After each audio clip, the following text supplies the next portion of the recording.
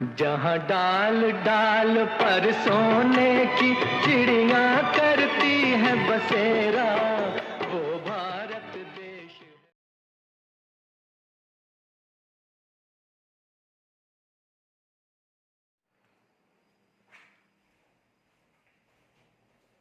Varun advice में आप लोगों का स्वागत है। आज हम लोग रेशियो एंड प्रोपोर्शन को पढ़ेंगे। इससे पहले भाग 1 वीडियो अपलोड हो चुका है, तो उसको देख लीजिएगा, उसके बाद इसको देखना प्रारंभ कीजिएगा। क्योंकि ये जो वीडियो बना रहे हैं बिल्कुल सीरीज के अनुसार बना रहे हैं, ताकि आपको किसी ऑफलाइन क्लासेस की आवश्यकता नहीं रह जाएगी।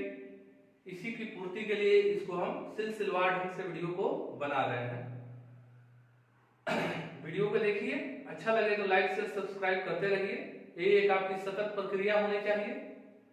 तो आइए इसी के साथ हम लोग फिर शुरू करते हैं आज की क्लासेस। तो क्वेश्चन है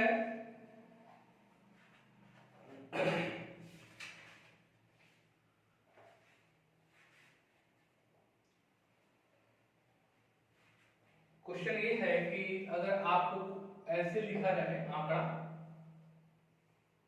a/2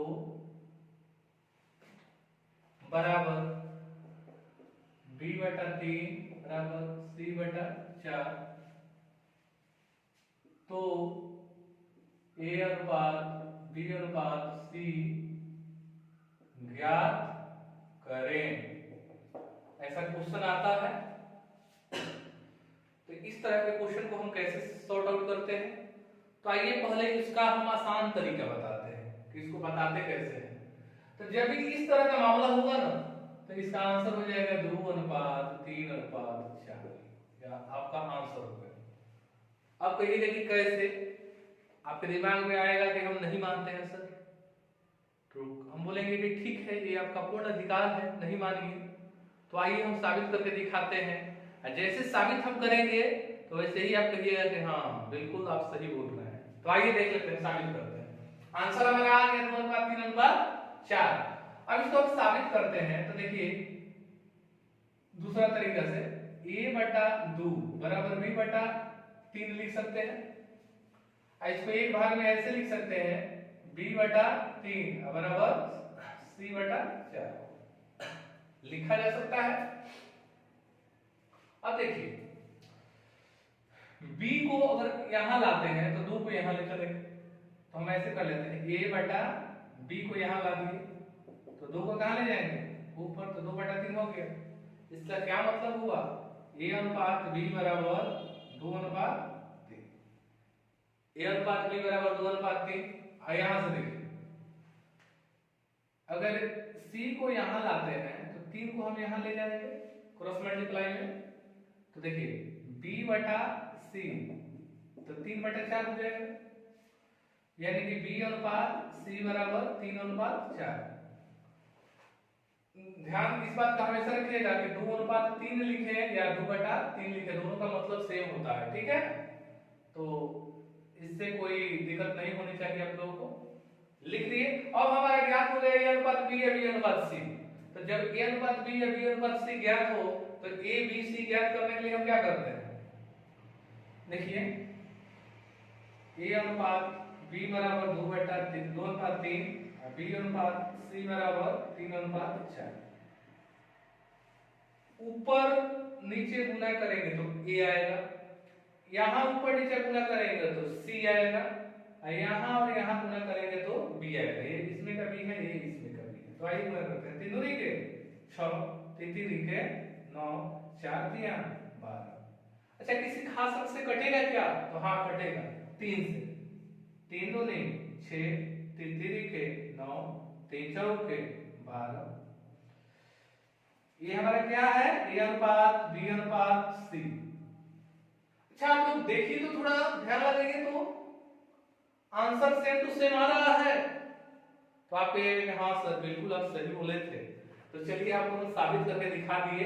तो बाबू आप ऐसे सॉल्व नहीं कीजिएगा, ये आपका तरीका हम बता दिए कि इसी प्रोसेस के अनुसार होता है, लेकिन ये आपका हम कंक्लूजन बता दिए, आपका आंसर बता दिए, यानी सॉल्यूशन बता दिए, ठीक है। तो आप लोग अब तो बना लीजिएगा ना। तो आइए अब दूसरा क्वेश्चन लिख रहे हैं। वो 1 नंबर क्वेश्चन था। 2 नंबर हमारा क्वेश्चन ये है कि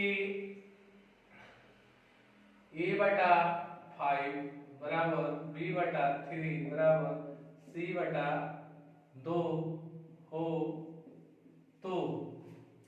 तो a अनुपात b अनुपात c बराबर 5। तो आपका आंसर क्या होगा? आराम से बोलिए 5:3:2 तो आंसर हो। फिर आपसे हम क्वेश्चन पूछ रहे हैं। अब क्वेश्चन ऐसे पूछ रहे हैं कि a/2 बराबर b/3 बराबर c/5 हो तो लिखा है 4a plus 3b minus c बटा b बराबर 1। तो कोई दिक्कत नहीं है। a का मान क्या है? 2, तो लिख देंगे ना 4 गुने 2 तो 4 दूनी के 8, एक के बाद लिख देते हैं। b का मान कितना है? 3, तो तितिरी के 3 गुने b लिखेंगे तो 3 गुने 3 तितिरी के 9 माइनस c, तो माइनस c का मान क्या है कितना? तो 5 बटा b, तो b का बटा 3 हो जाएगा। अब देखिए तो -5 करना है तो 8 और 9 17, 17 में से 5 गया तो 12, डायरेक्ट यहाँ 12 लिखते हैं। 12 में बटा 3 तो 3 चौका 12, आपका 4 क्या हो गया? आंसर हो गया। बोलिए कोई दिक्कत? तो इस लिहाज से ये वाला तरीका आप लोग समझ चुके हैं। एक क्वेश्चन और लिख देते हैं।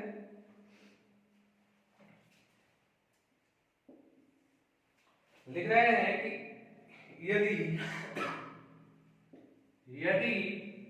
a/3 बराबर b/2 हो तो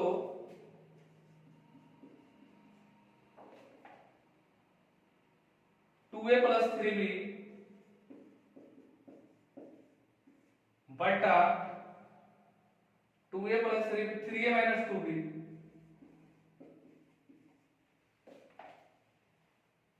बराबर 1। चलिए क्वेश्चन लिखा गया, अब हम आंसर देते हैं। तो a का मान 3 है, b का मान 2 है ना, आप लोग समझ रहे हैं बात? तो आइए, तो 2a लिखा है तो 2 गुने कितना हो जाएगा? 3, तो 2 3 6 प्लस 3 गुने b लिखा है, b कितना है? 3 दूनी के 6, 3a लिखा है तो a का मान 3 का 9, यहाँ माइनस है। 2b लिखा है तो 2 दूनी के, b का मान 2 है तो 2 दूनी के 4, डायरेक्ट हम लिख रहे हैं तो 6 6 12, 9 में से 4 गया 5। अब इसको काट देंगे तो 5 1 5 दूनी के 10 और 2 बटा 5 हो गया। तो 5 पूर्णांक 2 बटा 5, तो आपका आंसर दिया है इसमें 12/5, तो 12/5 आपका आंसर होगा। अब जैसे आंसर दिया है वैसे आप लोग देख लीजिएगा। तो बातें समझ में आ गई है? चलिए ठीक है, एक तरीके अभी और हमें सिखाने हैं, इसको सीख लीजिए।